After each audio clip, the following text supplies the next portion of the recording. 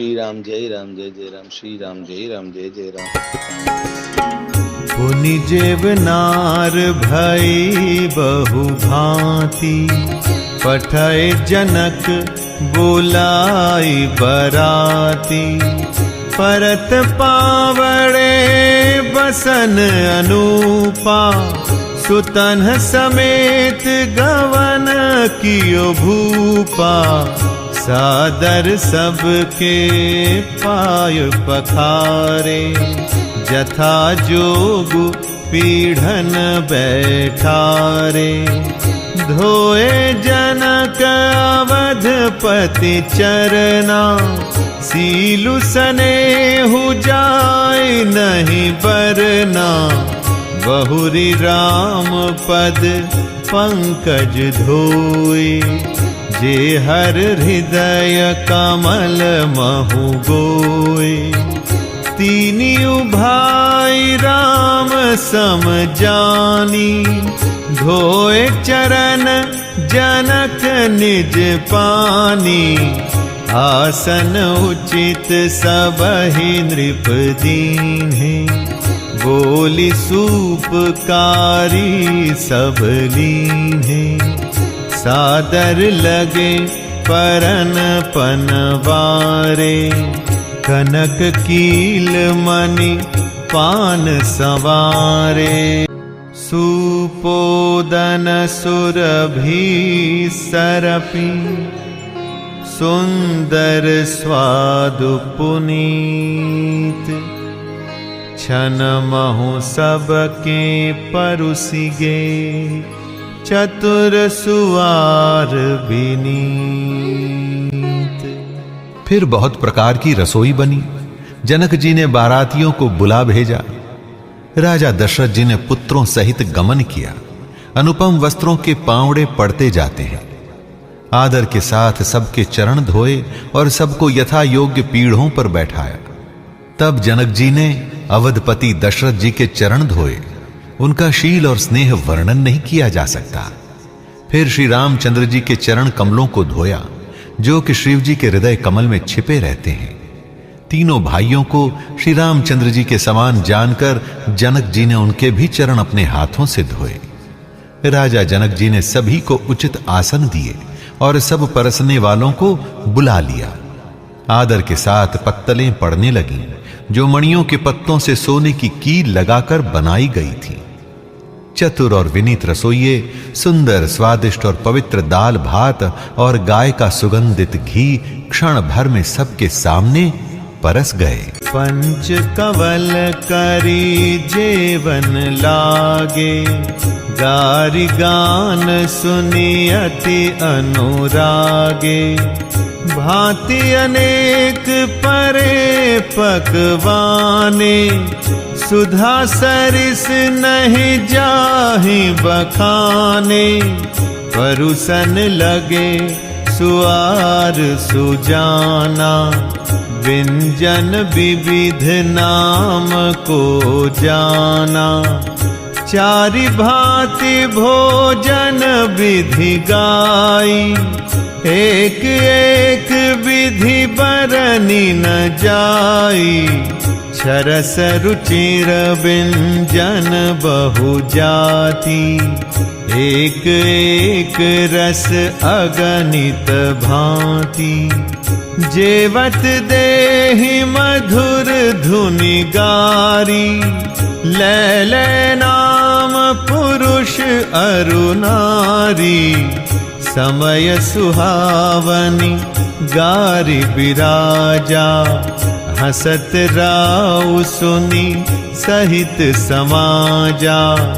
एहि विधि सबहि भोजनु कीन्हा, आदर सहित आचमनु दीन्हा। एहि पान पूजे जनक, दशरथु सहित समाज। जनवासे ही गवने मुदित, सकल भूप सिरताज।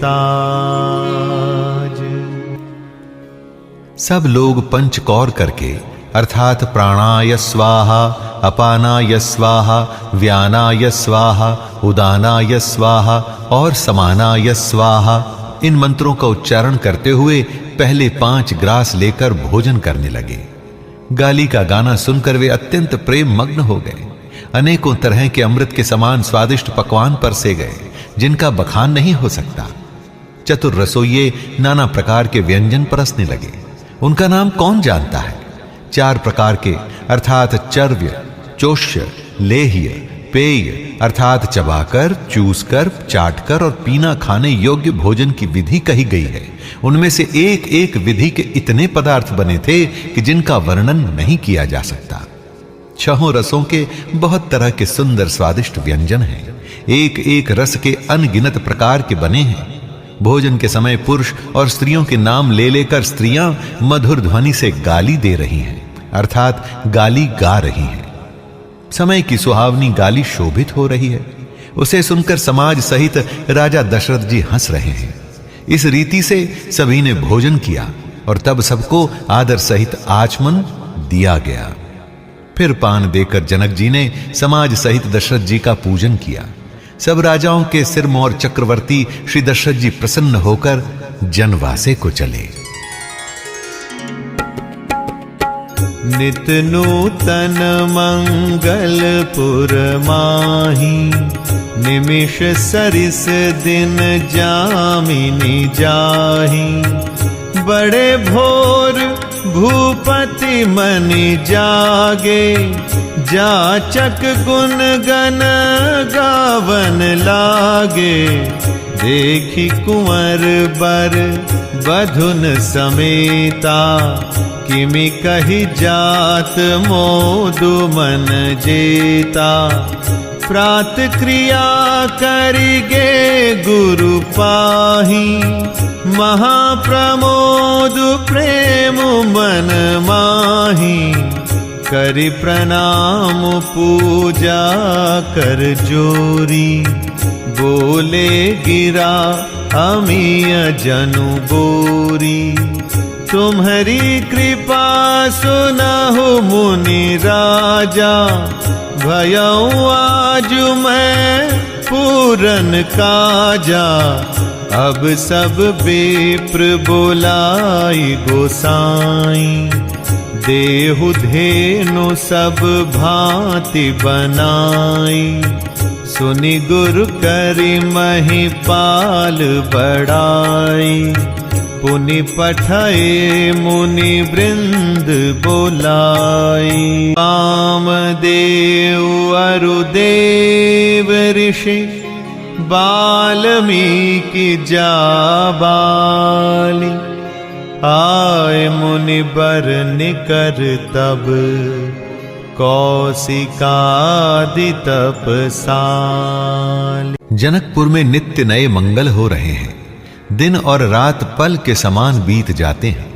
बड़े सवेरे राजाओं के मुकुटमणि दशरथ जी जागे। याचक उनके गुण समूह का गान करने लगे। चारों कुमारों को सुंदर वधुओं सहित देखकर उनके मन में जितना आनंद है वह किस प्रकार कहा जा सकता है। वे प्रातः क्रिया करके गुरु वशिष्ठ जी के पास गए। उनके मन में महान आनंद और प्रेम भरा है।